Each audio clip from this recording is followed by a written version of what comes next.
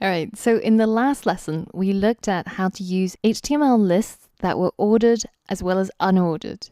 In this lesson, I want to talk about the image element and how we can incorporate images into our website. So the image tag is, again, a self-closing tag, so it doesn't need to be closed. But for the image element, just providing an image tag isn't enough. You also need to specify the source, and that's the source of the image that will be displayed.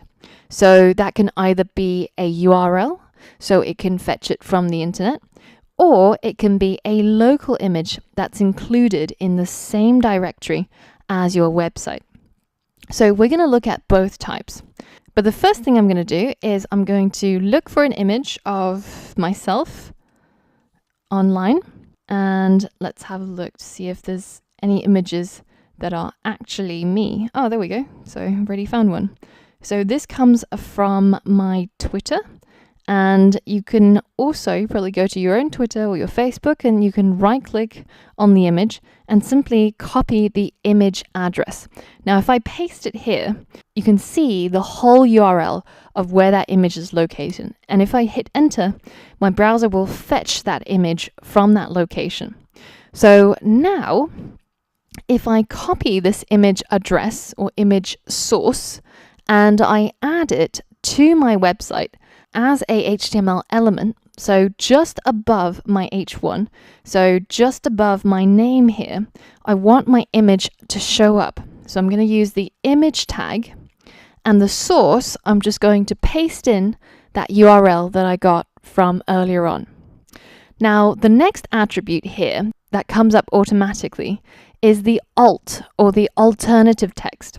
And this is a case for, say, if a browser can't render the image, then it will simply display an alternative text to the user to describe what that image was about. So I'll just put the alt text as Angela profile picture. Now, if you're interested in search engine optimization and getting your website ranking for certain keywords, this is something that Google looks at to try and figure out what your web page is about. So if you're making a web page that's about burrito recipes and you add an alt text that says finished burrito product image 1, then it helps Google to index and figure out that maybe your web page is related when somebody is searching for burrito recipes. All right, so let's hit save and let's refresh and check it out. And I've now incorporated my first image onto my personal website.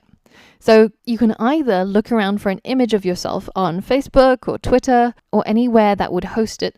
Alternatively, if you can't find any images of yourself on the web, which is probably a good thing, you can also create an account on Photobucket and upload your own picture in order to get a URL.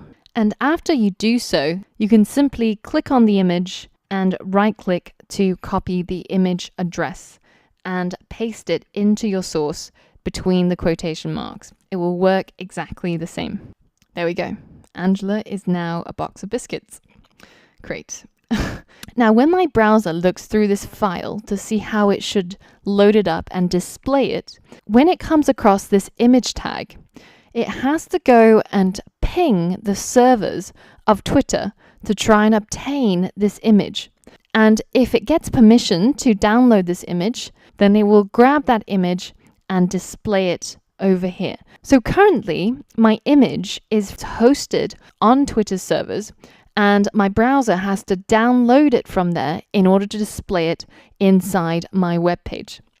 Now, what if Twitter goes down? What if they die? What if nobody wants to send tweets anymore?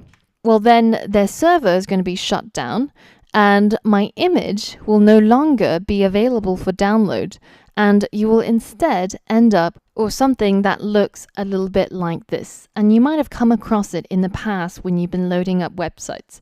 It means that the image is no longer available or is no longer hosted at the address that's specified in the source.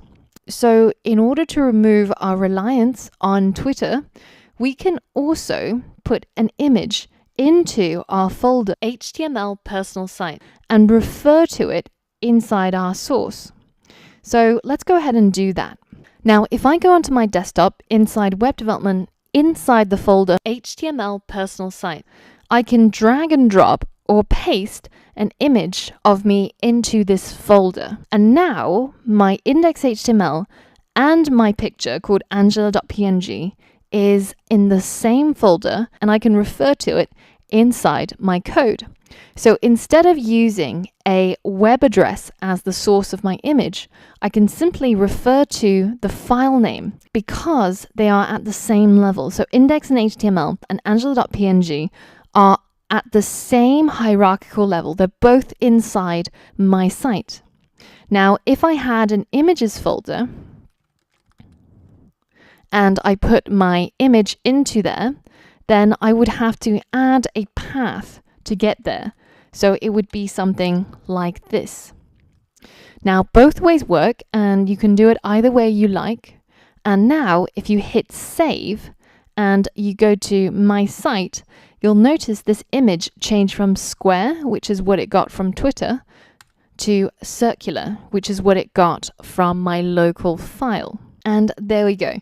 We've managed to brighten up our homepage by adding an image of ourselves to the top of it using the image tag. And we've started to look at these HTML attributes.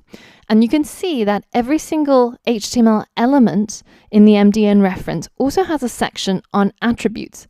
And we're really only touching the surface here because there's other attributes that you can add to the image element or most other elements that you decide to use. And we're going to be looking at these attributes as we come across them for different HTML elements. Now, in the next lesson, we're going to be looking at anchor tags and how we can start adding links into our website and how we can create new pages that can be linked to from our homepage. So for all of that and more, I'll see you on the next lesson.